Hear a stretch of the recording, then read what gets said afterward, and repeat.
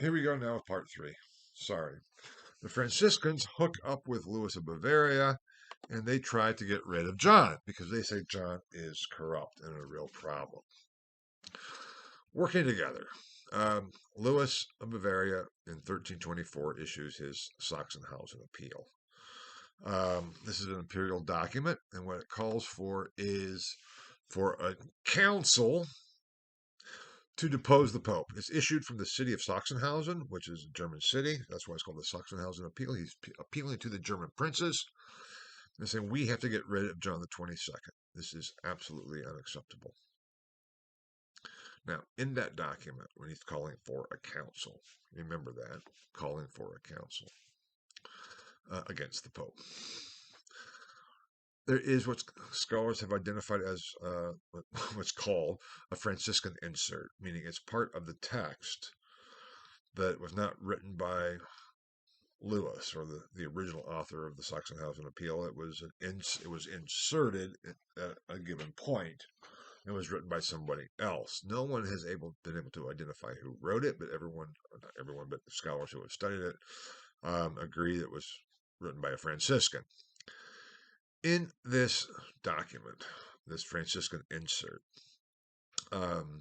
we find the argument as follows. John the 22nd has condemned the Franciscan poverty. Franciscan way of life is the most perfect form of Christian life. However, Pope Nicholas III already proclaimed the Franciscan way of life as the most perfect form of Christian life in his bull, Exeat of 1231. Since what a pope declares on matters of faith and worship and morals, faith and morals in any case, is infallible, Nicholas III's decree was infallible. John the 22nd just condemned an infallible decree. That is the divine truth. Only the Antichrist would condemn the divine truth. Therefore, John the 22nd is the Antichrist. Now, this is the first argument we have for papal infallibility. As the scholar, who actually happened to be Catholic himself, who put this all together, Brian Tierney, great scholar of canon law, argues, Lewis, when he got this, or not Lewis, John, when he got this, probably laughed. He said, I want a bunch of hooey. I'm not infallible. He knew that the legal tradition, there was no precedent for claiming that the Pope is infallible. But he said, I'm supreme.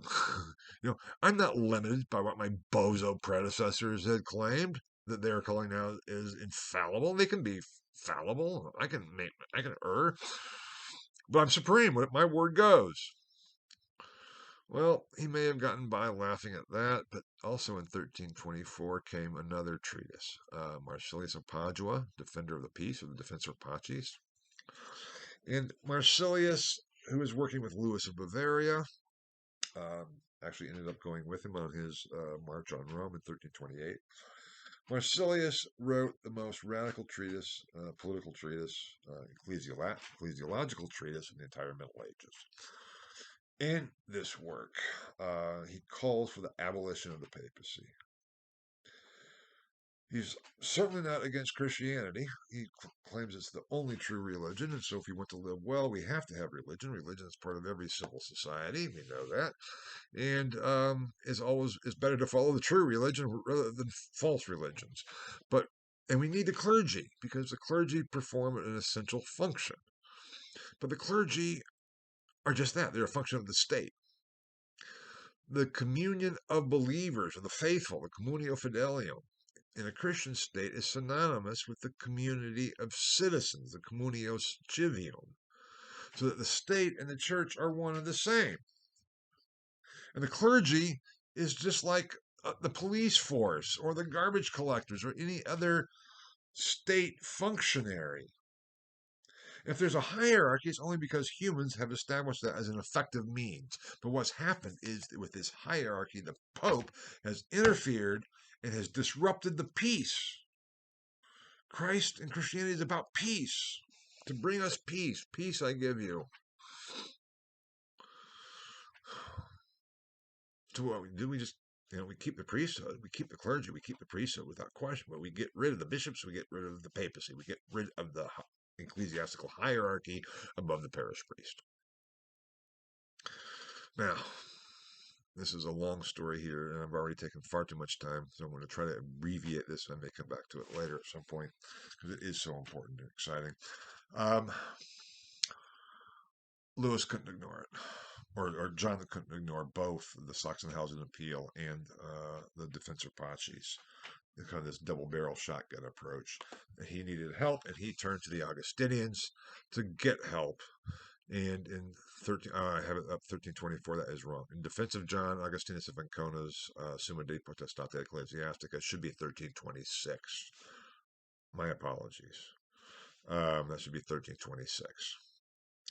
Augustinus of Ancona was the chaplain now of Robert of Anjou, and he wrote in defense of John in 1326. He wrote the most comprehensive treatment of ecclesiastical power. That was the Summa de Potestate Ecclesiastica. Comprehensive treatment. It's a huge work. It's an amazing work. It's never been edited, and only very little snippets have ever been translated. I can talk a lot about it. Very interesting because it's been claimed that it is the highest form of papal hierocratic theory ever written. And yet when you read it carefully, it's it is an amazing guard. It is a warning to John to say, wait a minute, John. Yeah, you have a lot of power. He says, on one hand, yeah, Pope has all the power that Christ has. Whoa. He says, but he doesn't have all the knowledge. And so if he uses that power wrongly, he will be sent to hell, basically. I mean, it's fantastic scholastic arguing. We can talk more about that, but one of the questions he asks is, is a pope required to live in Rome? He says, no, the Pope can live anywhere. The Pope is the head of the whole church. But insofar as the Pope is the Bishop of Rome, the Pope, with respect to his diocese, he by necessity must reside in Rome. So it's like, on the one hand, theoretically, the Pope can live anywhere, but he's also Bishop of Rome, and that means he has to be in Rome. Where's John? Avignon. Now, the whole point to all this, summing up, is that John didn't really take much notice of those caveats and those buts, limiting his power, because that's what Augustinus is doing. He's trying to, intellectually say, how far can we go? He even is the first kind of response to Marsilius, even though it's not, he doesn't mention Marsilius by name, but you can see exactly that he's replying to it, including the issue of infallibility, the Sachsenhausen appeal too, because he asks the question, is the Pope infallible? And what does he say? He says, yes, as long as he doesn't err. And so that's the kind of reasoning that's there. The Pope is infallible if he's not erroneous, but that's because you cannot misuse his power, but he can abuse his power. Those kinds of issues. It's a wonderful treatise. It's fantastic. The point here is that it is this ideological debate, theoretical debate, but one that is not in an ivory tower. This is an issue of troops on the field. This is an issue of papal and imperial politics at the highest levels. And it's a whole development that we still don't know that much about, or not nearly enough, in my view, even though I've been trying with all that I can in terms of my work and my writings. And I wish I could just continue this lecture for quite a long time more, but I'm already over time, and my apologies for that. The point to all this, with these conflicts between Boniface and Philip IV, between John the 22nd and Louis of Bavaria, we have a degree of conflict that had not been there previously. Marsilius calls for the abolition of the papacy. That's pretty serious. Philip IV sends troops to mug Boniface. That's pretty serious. Louis of Bavaria calls John the 22nd the Antichrist and calls for a council to do deal with the Pope and do away with the Pope. And all the while, the Pope's not even in Rome. He's a non-resident bishop, and that was Augustinus's point. Non-resident bishop had been an abuse that had been condemned for a couple centuries.